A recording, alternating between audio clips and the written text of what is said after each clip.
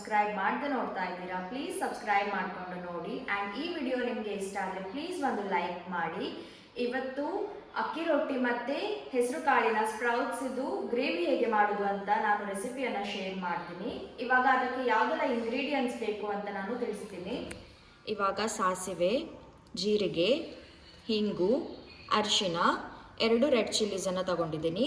ಹಾಗೆ ಇಲ್ಲಿ ಬೇಯಿಸಿಟ್ಕೊಂಡಿರುವಂತಹ ಆಲೂಗಡ್ಡೆ, ಇದಕ್ಕೆ ಸ್ವಲ್ಪ ಅರಿಶಿನವನ್ನು ಮಿಕ್ಸ್ ಮಾಡಿ ಇಟ್ಕೊಂಡಿದ್ದೀನಿ. ಇಲ್ಲಿ ಬೇಯಿಸಿಟ್ಕೊಂಡಿರುವಂತಹ ಹೆಸರು ಕಾಳು, ರಸಂ ಪೌಡರ್, ಗರಂ ಮಸಾಲ, ಉಪ್ಪು.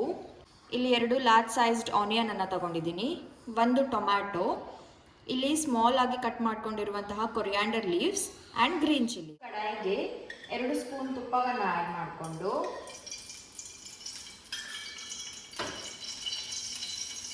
ಸಾಸಿವೆ, ಜೀರಿಗೆ, ಅರಿಶಿನ ಮತ್ತು 2 ರೆಡ್ ಚಿಲ್ಲೀಸ್ ಹೀಗೆ ಕಟ್ ಮಾಡಿಕೊಂಡು ಹಾಕೊಳ್ಳಿ, ಮತ್ತು ಇಂಗು.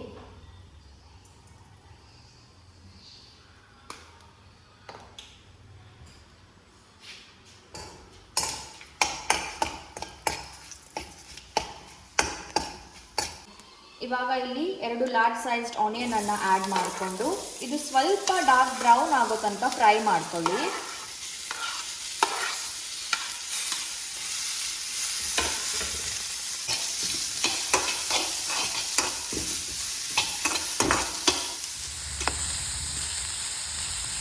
ಇವಾಗ ಇದಕ್ಕೆ ಟೊಮ್ಯಾಟೊವನ್ನು ಆ್ಯಡ್ ಮಾಡೋಣ.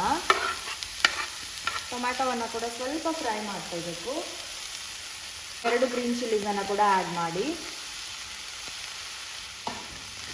ಟೊಮ್ಯಾಟೊ ಹಾಗೂ ಗ್ರೀನ್ ಚಿಲ್ಲೀಸನ್ನು ಆ್ಯಡ್ ಮಾಡಿಕೊಂಡು ಒಂದು 2 ರಿಂದ 3 ನಿಮಿಷ ಅದನ್ನು ಫ್ರೈ ಮಾಡ್ಕೊಳ್ಳಿ.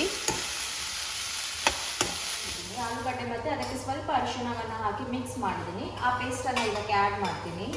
ಇಲ್ಲಿ ಹೆಸರು ಕಾಳನ್ನು ನೈಟೇ ನೆನೆಸಿ ಇಟ್ಕೊಂಡಿದ್ವಿ. ಅದನ್ನು ಮಾರ್ನಿಂಗು ಸ್ವಲ್ಪ ವಾಶ್ ಮಾಡಿ ಇವಾಗ ಅದನ್ನು ಬೇಯಿಸ್ಕೊಂಡು ಇಟ್ಕೊಂಡಿದ್ದಾರೆ. ಅಮ್ಮ ರೆಡಿ ಮಾಡಿ ಇಟ್ಟಿದ್ದು. ಅದನ್ನು ಇವಾಗ ಆ್ಯಡ್ ಮಾಡೋಣ. ಇದಕ್ಕೆ ಸ್ವಲ್ಪ ಇದನ್ನು ಮಿಕ್ಸ್ ಮಾಡ್ಕೊಳ್ಳೋಣ. ಇವಾಗ ಸ್ವಲ್ಪ ನೀರನ್ನು ಹಾಕಿ, ಅದು ಡ್ರೈ ತಿನ್ನೋದಕ್ಕಿಂತ ಹೀಗೆ ಸ್ವಲ್ಪ ಗ್ರೇವಿ ಥರ ಇದ್ದರೆ ಚೆನ್ನಾಗಿರುತ್ತೆ ಅಕ್ಕಿ ರೊಟ್ಟಿ ಜೊತೆ, ಚಪಾತಿ ಜೊತೆಗೆ. ಸೊ ಸ್ವಲ್ಪ ನೀರು ಹಾಕ್ಕೊಂಡು 1 2 to 3 ಮಿನಿಟ್ಸ್ ಬೇಯಿಸಿ ಇಟ್ಕೊಳ್ಳಿ. ಬಿಕಾಸ್ ಇದು ಕಾಳನ್ನು ಆಲೂಗಡ್ಡೆನ ಆಲ್ರೆಡಿ ಬೇಯಿಸಿ ಇಟ್ಕೊಂಡಿರ್ತೀವಿ. ಸೊ ಜಾಸ್ತಿ ಹೊತ್ತು ಬೇಕಂತ ಇಲ್ಲ ಇದು ಬೇಯಲಿಕ್ಕೆ. ಇವಾಗ ಸ್ವಲ್ಪ ಕೊರಿಯಾಂಡರ್ ಲೀವ್ಸು, ರಸಂ ಪೌಡರು, ಜಾಸ್ತಿ ಏನು ಮಸಾಲ ಬೇಕಂತ ಇಲ್ಲ ಇದಕ್ಕೆ. ರಸಂ ಪೌಡರ್ ಮತ್ತು ಗರಂ ಮಸಾಲ ಇಷ್ಟೇ. ಆ್ಯಂಡ್ ಸಾಲ್ಟ್ ಟೇಸ್ಟಿಗೆ ಸಾಲ್ಟು.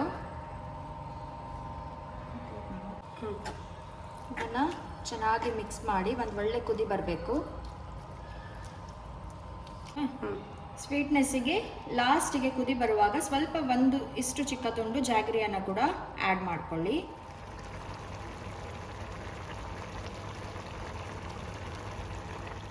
ಆ್ಯಂಡ್ ಇಲ್ಲಿ ಒಂದು ದೊಡ್ಡ ಕಡಾಯಿಗೆ 1 ಲೋಟದಷ್ಟು ನೀರನ್ನು ತಗೊಳ್ತಾ ಇದ್ದೀನಿ.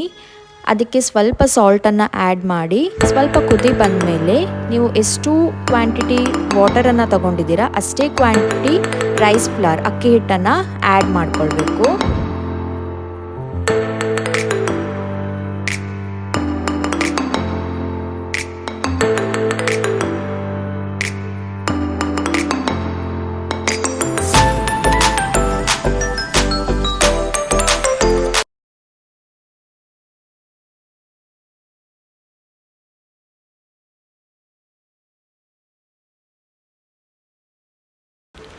ಇವಾಗ ಇದನ್ನು ಚೆನ್ನಾಗಿ ನಾದಬೇಕು. ಲೈಕ್ ಹೇಗೆ ನೀವು ಚಪಾತಿ ಡೋವನ್ನು ರೆಡಿ ಮಾಡ್ತೀರಾ ಅದೇ ರೀತಿಯಲ್ಲಿ ಸಾಫ್ಟ್ ಡೋವನ್ನು ಇದರಿಂದ ರೆಡಿ ಮಾಡ್ಕೊಳ್ಳಿ.